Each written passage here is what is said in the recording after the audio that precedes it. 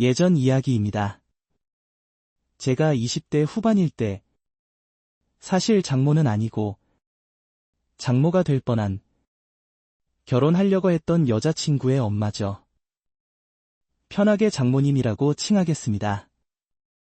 나이는 50대 후반이었고 키는 한 155 정도. 그냥저냥 날씬한 편이었습니다. 근데 완전 또라이였습니다. 때는 바야흐로 10여 년 전.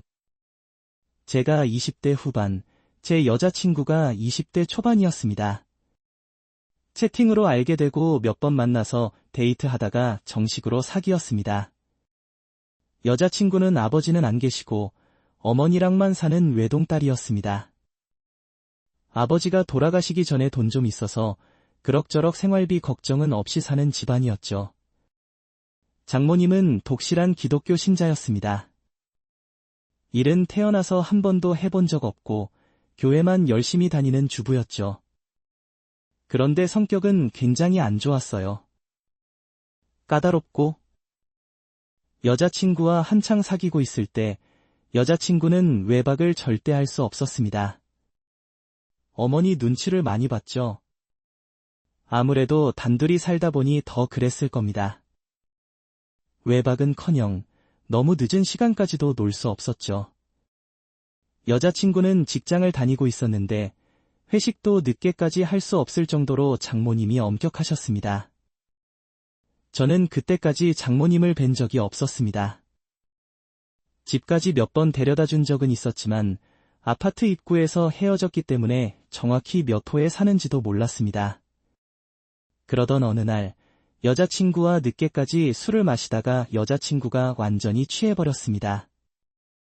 그래서 집에 들어가고 싶지 않다고 떼를 쓰며 울고 제대로 걷지도 못했습니다.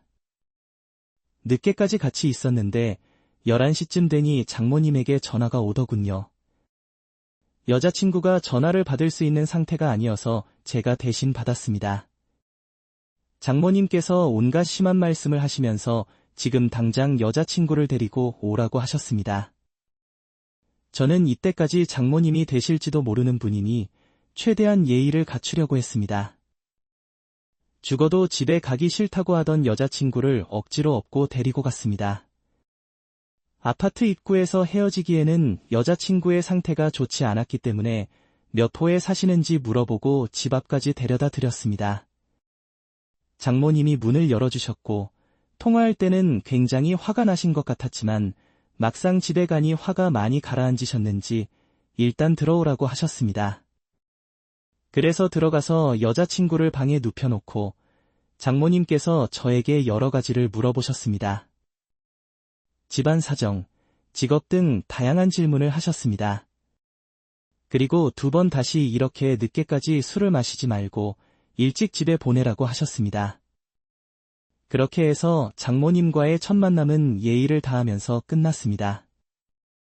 그런데 그 이후로 장모님께서 여자친구를 통해 주말에 함께 교회를 다니자고 하시더군요. 그래서 주말마다 장모님, 여자친구와 함께 교회를 다녔습니다. 예배가 끝나면 함께 점심을 먹고 각자 집으로 돌아갔습니다. 또 한 가지 변화는 장모님께서 무슨 일만 있으면 전화해서 저에게 여러 가지를 물어보시는 거였습니다. 특히 여자친구에 대해서요. 여자친구의 표정이 조금만 안 좋아 보여도 무슨 일이 있느냐고 자꾸 물어보셨습니다. 여자친구와 장모님은 종종 말다툼을 하곤 했거든요.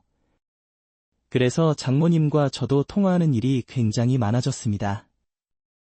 그렇게 한 1년 정도 여자친구와 사귀다가 여자친구가 독립을 하겠다고 했습니다. 당연히 장모님은 반대하셨고 혹시 저와 같이 살려고 하는 거 아니냐며 저에게 자꾸 물으셨습니다. 일하는 도중에도 자주 전화를 하시곤 했습니다. 결국 여자친구는 장모님 집 근처에서 살기로 합의하고 독립하게 되었습니다. 걸어서 약 5분 거리였습니다. 그러던 어느 날 장모님과 여자친구가 심하게 다투고 장모님께서 속상하다고 저에게 전화하셔서 매우 힘들어하셨습니다.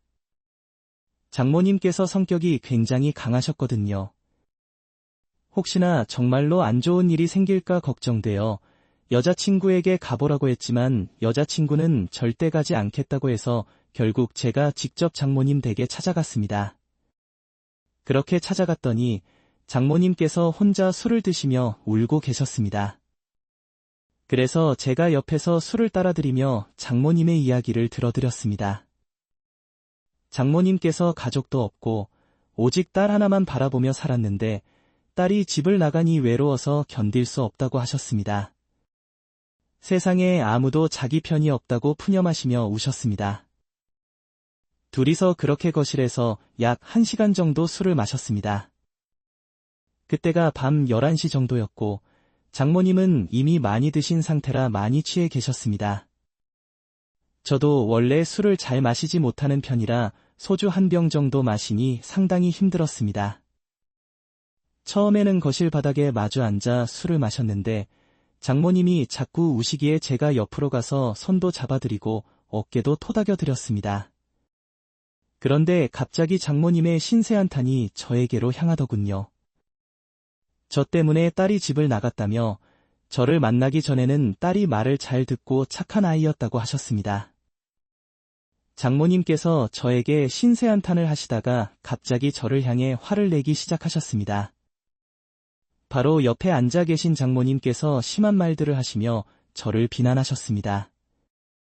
그러면서 딸이 저에게 너무 빠져 있다고 하시며 불편한 질문을 하셨고 저를 모욕하는 행동을 하셨습니다. 장모님께서 계속해서 저를 모욕하시고 심지어 신체적으로도 불편한 행동을 하셔서 저는 참을 수 없었습니다. 그동안 장례 장모님이 되실 분위기에 참아왔지만 그 순간 너무 화가 나서 저도 감정을 억누르기 어려웠습니다. 그래서 저도 목소리를 높이며 화를 냈습니다. 장모님께서 너무 심하게 하신다고, 이런 행동이 오히려 여자친구에게 영향을 미친다고 말씀드렸습니다.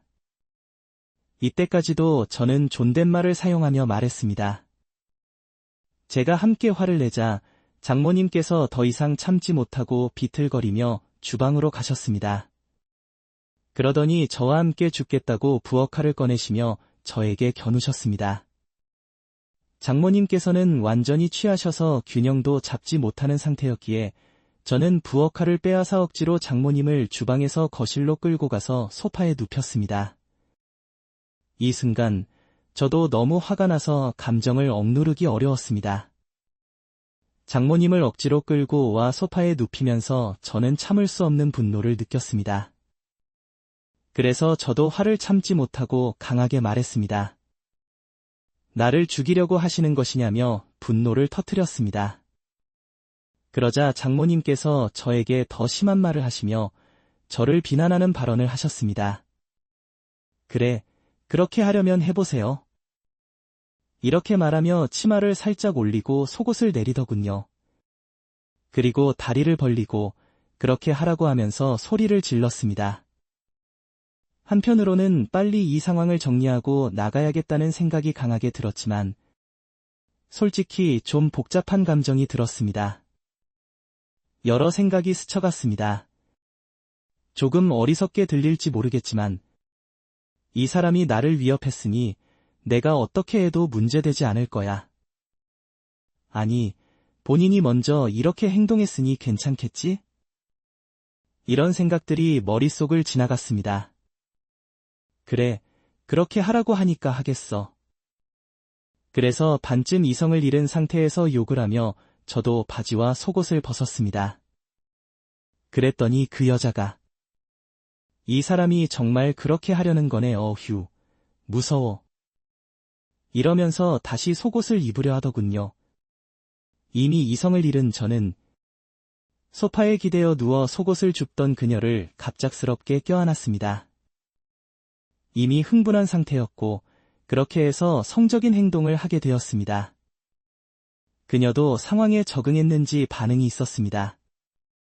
그래서 한 번에 그렇게 되었습니다. 이 시점부터 두 사람은 서로에게 거칠게 말하며 격한 상황이 되었습니다. 저는 여러 가지 말로 그녀를 협박하며 거친 말을 했습니다. 내가 말하던 일에 대해 기분이 어때? 내가 한 일에 대해 모두 말할 거야. 뭐 이런 식으로.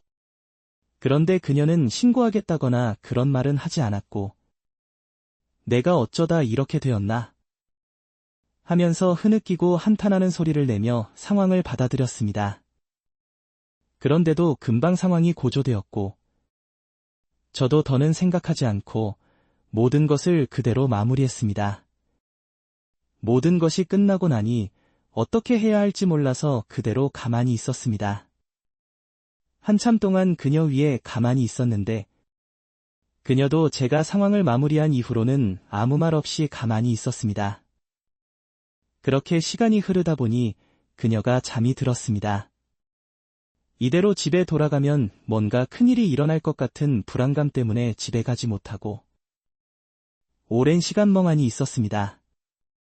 그러다가 새벽이 되자 저도 피곤함을 느꼈습니다. 그래서 일단 무언가 정리를 해야겠다고 생각하고 둘이 엉키고 싸우느라 어지럽혀진 거실을 깨끗하게 정리했습니다. 그리고 장모님을 이제 화가 다 가라앉아서 다시 장모님이라고 부릅니다. 일으켜서 장모님 방의 침대에 눕혔습니다. 모든 정리를 마치고 장모님을 침대에 눕혔을 때 순간적으로 혼란스러운 감정이 들었습니다. 그러나 이미 상황이 이렇게 되었기 때문에 저는 상황을 받아들이고 장모님을 편안하게 해드리려고 했습니다. 장모님은 깊이 잠든 상태였고 저도 더 이상 아무런 행동을 하지 않고 그냥 가만히 있었습니다. 또다시 상황이 반복되었습니다. 크게 반응을 보이진 않았지만 작은 신음소리가 들리긴 했습니다. 이번에는 부드럽게 해주며 안아주기도 했습니다. 그리고 나서 다시 그녀를 껴안고 잠들었습니다. 장모님도 여러 가지로 힘드셨는지 저에게 그대로 안긴 채로 잠드셨습니다. 그러다가 새벽 5시쯤 잠에서 깨어나서 주무시고 계신 장모님을 깨우고 저 집에 갈게요 오라고 인사를 드렸습니다. 장모님은 누운 채로 그래 잘 가라고 말씀하셨습니다. 이제 진짜로 가도 되겠다고 생각하고 그대로 나와서 집으로 돌아왔습니다. 그 이후에도 여러 상황이 있었지만 더 이상 문제를 일으키지 않았습니다.